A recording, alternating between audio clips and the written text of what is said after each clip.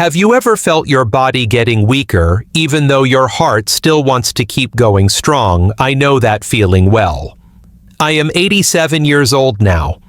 I live in a quiet neighborhood in Kyoto, where I still walk to the market every morning, cook my own meals, and climb the stairs slowly, but on my own 2 feet. Many of my friends in America tell me they've lost muscle, feel unsteady, or have trouble lifting things they used to carry with ease. It's not just about strength, it's about dignity, independence, and the small joys of daily life. In Japan, we believe that food is the first medicine, and the right food eaten simply can keep you strong even in old age. Today, I'd like to share with you 3 traditional collagen-rich foods that have helped me keep my body strong and steady, all affordable, easy to prepare, and part of my daily life. Before we begin, I'd love to know, where are you watching this from, and what time is it for you right now? Please let me know in the comments below. I truly look forward to reading them. And don't forget to subscribe so you won't miss what's coming next. Why muscle loss happens after 60, and why collagen is key. I first noticed it when I was 68. I was gardening, and for the first time I felt tired just from pulling weeds. My grip was weaker, and my legs didn't feel as steady as before. I remember sitting down on the porch, looking at my hands and quietly thinking, is this the beginning of the end? But in Japan, we don't just accept decline. We observe, we adapt, and we eat with intention. That's when I began to learn more about why our bodies grow weaker as we age. After 60, the human body begins to lose muscle mass rapidly, a condition called sarcopenia. But few people know that collagen plays a major role in this process. Collagen isn't just for skin, it's a vital protein that supports your muscles, joints, and bones. Without enough collagen, muscles shrink, joints ache, and even simple movements become difficult. Western medicine often focuses on supplements, pills, or physical therapy after symptoms appear. But in Japan, we look to food first. Our daily miso soup, our broths, our small fish. These aren't just traditions, they are nature's quiet medicine. There's a study from Tokyo University that followed adults over 70. Those who ate collagen-rich foods at least 3 times a week had significantly better muscle strength and joint flexibility than those who didn't. And they didn't rely on fancy powders or expensive pills, just humble food eaten regularly. In my own journey, I found that collagen from food was easier on my stomach, more nourishing to the spirit, and easier to stick with. There's something comforting about a warm broth made from chicken skin, or the satisfying crunch of dried small fish. Growing older is natural, but growing weaker doesn't have to be. With the right habits, you can walk with strength, lift your groceries, play with your grandchildren, and still feel like you. In the next part, I'll share with you the first food that helped me regain my balance. It's simple, it's healing, and it costs less than your morning coffee. Food 1. Chicken skin broth. Nankotsu dashi. In the chilly mornings of Kyoto, my kitchen often fills with the quiet bubbling of a pot. Inside, a handful of chicken skin and soft cartilage bones simmer gently with slices of ginger and green onion. The scent is humble, but to me, it smells like strength. This is nankotsu dashi, a traditional broth made from chicken skin and cartilage. It's one of the cheapest sources of collagen you can find, yet one of the most powerful. I didn't always know this. When my wife was alive, she used to make this broth every Sunday. I only cared that it tasted good. But after she passed away and I began to feel weaker, I started learning why she made it so often. She wasn't just feeding me, she was protecting me. Chicken skin is rich in type 1 and type 3 collagen, both essential for maintaining the strength of muscles and elasticity of the skin. The cartilage bones, those soft, flexible joints, are packed with gelatin, which supports your tendons and cushions your joints. What's special about broth is that it's gentle and absorbable. For older adults, digestion slows down. Broth delivers nutrients in a warm liquid form that the body can take in easily. And when sipped slowly, it also calms the nervous system, something I only truly appreciated after turning 80. I remember one winter, my hands began to ache, and my knees felt stiff when I walked to the train station. Instead of rushing to buy pills, I began drinking a small cup of nankotsu dashi every night before bed. Within a month, I could feel the change not just in my joints, but in my mood. I felt more grounded, less brittle, more like myself. In Japan, we don't throw away chicken skin. We treasure it. It's not waste, it's medicine. A local saying goes, "Nothing from nature is useless if prepared with care." If you're wondering how to make this, it's simple. Collect leftover chicken skin and cartilage bones from thighs or wings. Add them to a pot with a few slices of fresh ginger, a pinch of salt and green onions. Simmer on low heat for 2 to 3 hours, skimming the fat gently. Strain and store the broth in the fridge for up to 5 days. You can sip it warm in the morning or use it as a base for soups or rice porridge. If the taste is too rich, add a dash of lemon or dilute with hot water. In the U.S., chicken skin is often removed or discarded, but you can ask your butcher to save it for you or find discounted packs in Asian markets. It costs just a few dollars, but what it gives your body is priceless. Food 2. Dried small fish, niboshi. When I was a boy growing up in post-war Japan, meals were simple. Most days we had plain rice pickled vegetables and just a few tiny dried fish on top. I used to think we were poor, but now looking back, I realize we were eating gold. Those little fish called niboshi are baby sardines or anchovies that have been dried whole head bone, skin and all. They're tiny but packed with calcium protein and natural collagen from the bones and connective tissues. And they've been a quiet secret of Japanese longevity for generations.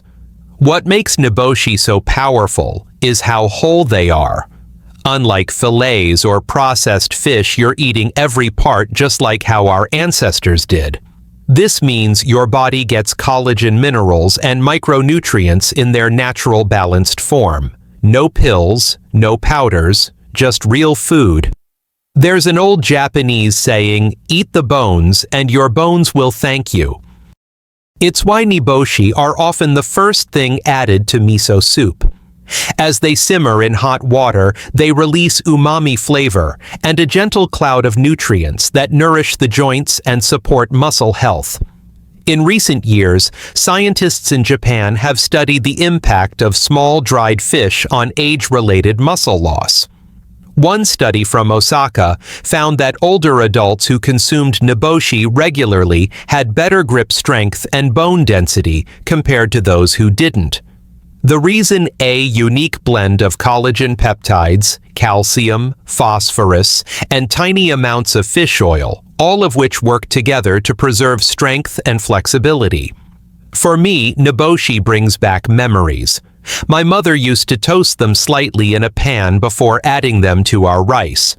The smell would fill the house, nutty, salty, alive. Even now, when my appetite fades, I find comfort in a warm bowl of rice sprinkled with toasted niboshi and sesame seeds. If you're curious how to use them, here are a few gentle ideas. Broth base: add 5 to 6 dried fish to a pot of water with kombu seaweed and simmer for 10 to 15 minutes. Strain and use as soup stock. Rice topping: lightly pan-fry the fish with a drop of soy sauce and a pinch of sugar until crisp. Sprinkle over steamed rice. Snack: in Japan, we often snack on niboshi mixed with nuts for a collagen-boosting treat. Where to find them? Asian grocery stores, especially Japanese or Korean markets, often sell small bags of niboshi for just $2 to $3. Keep them in a jar and they'll last for months. In a world where food is often stripped down and processed, niboshi remind me of something sacred, that sometimes the tiniest things hold the most strength. Food 3. Chicken feet. Stew. Tebasaki. Some people wrinkle their nose when they hear chicken feet, but in many Japanese homes, especially in the countryside, it's a dish passed down like a family secret. We don't see it as strange, we see it as wise. In our village, we called it tebasaki no nikomi, a simple chicken feet stew simmered with ginger soy sauce and a splash of sake. It wasn't fancy. But when I was recovering from a fall at age 75, it became my medicine. That fall was a turning point. I had slipped on wet stone while walking home after rain. My hip was bruised and my left knee stiffened for weeks. The doctor said I was lucky it wasn't worse. "You need rest," he said. But rest alone didn't make me feel strong again. My daughter, who had learned from her grandmother, came and cooked chicken feet stew for me. "This will help rebuild your joints," she said gently. I was skeptical, but I trusted her. So I ate a bowl each evening, the broth rich and sticky with collagen. It warmed my chest. Within a few weeks, my knees felt steadier. By the third month, I was walking uphill again. Chicken feet are a treasure chest of type 2 collagen, the type most closely tied to joint health. They also provide hyaluronic acid, which cushions the joints and hydrates tissues from within. In Japan, we believe that eating the full structure of an animal supports our own structure, bones, joints, skin, and spirit. Unlike meat, chicken feet are mostly skin, tendon, and connective tissue, exactly what aging bodies lose over time. And they're surprisingly affordable. In fact, they're often thrown away in Western markets. But in Asia, we cherish them. Here's how you can prepare a gentle healing stew at home. Rinse 1 lb of chicken feet well. Trim the nails off. Your butcher may already do this. Blanch them in boiling water for 5 minutes, then drain and rinse. In a pot, combine the feet with slices of ginger, a few garlic cloves, 2 tablespoons of soy sauce, a splash of rice wine or mirin, and enough water to cover. Simmer on low heat for 1.5 to 2 hours until the broth turns golden and gelatinous. The result is a silky, rich broth that coats the mouth, comforting and deeply nourishing. It may look unusual, but your joints will understand its language immediately. If you live in the US, check Asian supermarkets or talk to local butchers. You can often get chicken feet for less than $3 per pound. Some stores even carry them frozen, cleaned, and ready to cook. In Japan, we say, "Eat with gratitude and the food will work with you." Every time I make tebasaki, I whisper thank you to the bird, to the broth, to the hands that taught me this. And while I no longer need a cane to walk, I still make this stew twice a month, not because I'm recovering, but because I want to keep dancing. If you've never tried it before, don't worry. Start small. Let it simmer slowly. Maybe share it with someone you love. Because the true strength in aging well comes not just from nutrients, but from care, tradition, and the quiet wisdom of what we choose to put in our bowl. Why these foods work better than supplements. When my neighbor's son visited from America, he brought me a bottle of collagen capsules as a gift. "They're very popular," he said. "Just take 2 a day." I thanked him politely, but inside I smiled. Not because I didn't appreciate the thought, but because I already had what I needed simmering on my stove. In Japan, we believe that food should do the healing before medicine is ever needed. And when it comes to collagen, our bodies know best when it comes from something whole and warm, not something dried, powdered, and pressed into a pill. Let me explain simply. Most collagen supplements are hydrolyzed, broken into small peptides. That sounds good, but your body still has to digest and reassemble them. And without supporting nutrients like vitamin C, magnesium, and amino acids, much of it may pass through without being used efficiently.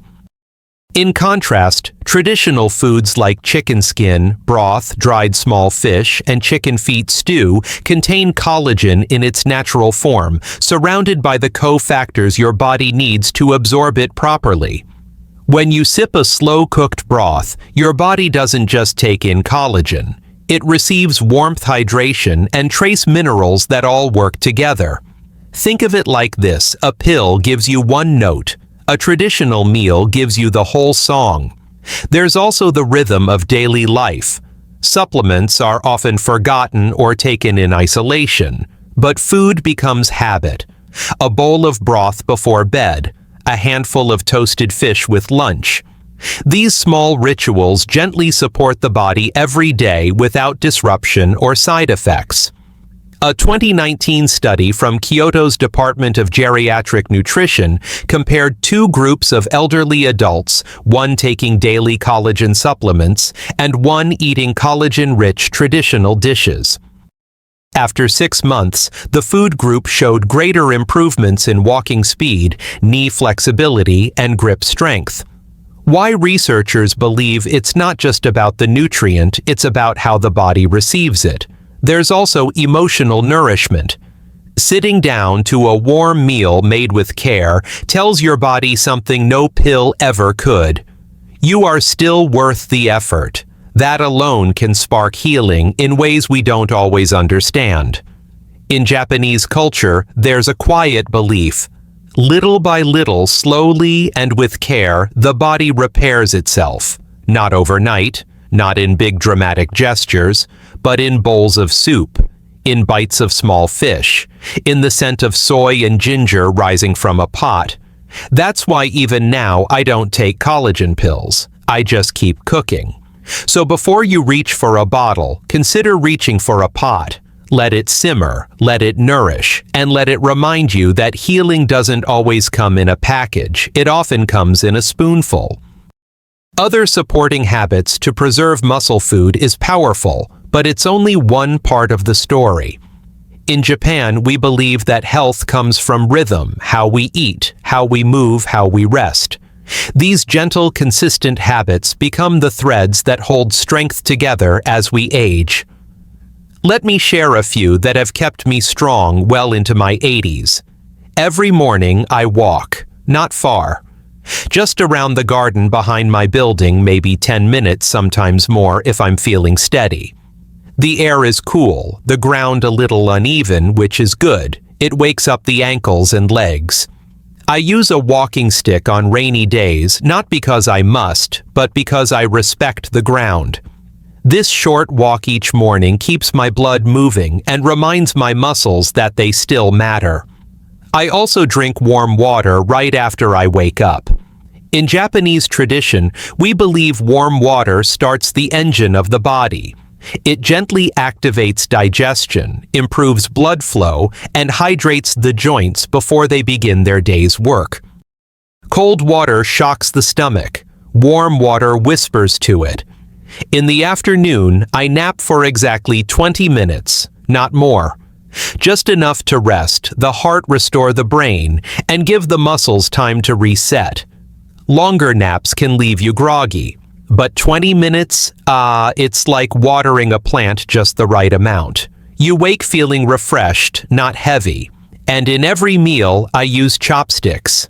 It may sound small, but using chopsticks keeps the fingers, wrists, and forearms active and coordinated. We lose muscle not only in the legs, but also in the hands. When you use chopsticks slowly and mindfully, you're not just eating, you're training the nerves and muscles that help you hold on to independence. I also keep a small notebook to track my strength. Once a week, I write down how far I walked, how many stairs I climbed, how steady I felt while brushing my teeth or bending to pick something up. I don't compete, I just observe. and I smile when I notice I've done a little more than last week. These small habits are part of what we call keizoku wa chikara nari, a Japanese proverb meaning consistency becomes strength. You don't need to do a lot, just a little every day, like drops filling a bucket. I've seen many friends in America rely on gym memberships or physical therapy appointments. Those are good, but you don't need anything fancy to preserve your muscle. You need movement, warmth, hydration, rest, and a little bit of daily care. So tomorrow morning, try this. Drink a warm glass of water. Step outside even if only for a minute. Stretch your fingers. Breathe. Your body doesn't ask for perfection. It asks for presence. And in these small moments of care, strength is born not just in the muscles but in the heart. Emotional reflection. Invitation to try, sometimes late at night. I sit by my window and think about all the people I've known, some still walking this earth, some now resting in peace. Many lived long lives, but not all lived well in their later years. The difference I've come to believe was not money or medicine, it was how gently they treated themselves. In Japan, growing old is not something to be hidden, it's something to be honored. Wrinkles are not flaws, they're rivers of memory. A slower pace is not weakness, it's wisdom walking at its natural speed. When I see older friends in other countries losing hope because they can't do what they used to, I want to reach across the ocean and say, "You are not done yet." Your body still listens when you speak kindly to it. The foods I've shared with you today are not magic, but they are quiet companions, simple, warm, and patient. They don't demand change. They invite it slowly. A cup of broth, a few tiny fish, a humble stew. These are not meals for royalty. They are meals for someone who still wants to walk, to carry, to hug, to live fully in the life they have left. So if you're still watching, may I ask, would you be willing to try just one of these foods this week? Just one small act of kindness for your body. I would love to know which one you'll try first. Will it be the golden broth that steadies the knees, the tiny fish that whispers strength to your bones, or the tender stew that carries healing deep into your joints? Please tell me in the comments. Not because I need to know, but because you deserve to be heard and your decision deserves to be witnessed. And if it helps, imagine I'm right there with you in a quiet kitchen, setting a bowl in front of you, saying softly, "Here, this helped me. I hope it helps you too." As we reach the end of our time together, I want to thank you for sitting with me, for listening, for still caring about your health. That alone is a powerful step. Aging brings changes, yes, but it also brings freedom. Freedom to slow down, to nourish, to choose what matters. And what matters most, I believe, is that we continue to care for ourselves with gentle attention. Each meal is a chance to begin again. Each walk is a message to your muscles, I still need you. Each sip of warm broth is a quiet promise I'm not giving up. Before we part, please remember, this video is for informational purposes only. It does not substitute medical advice. If you are concerned about your health, consult a doctor or a healthcare provider. In case of emergency, call your local emergency number immediately. Thank you for spending part of your day with me. If this message brought you comfort, please consider subscribing so we can keep walking this path together. And wherever you are, whatever time it is, I hope your body feels just a little more loved today. Until next time, stay warm, stay steady, stay kind to yourself.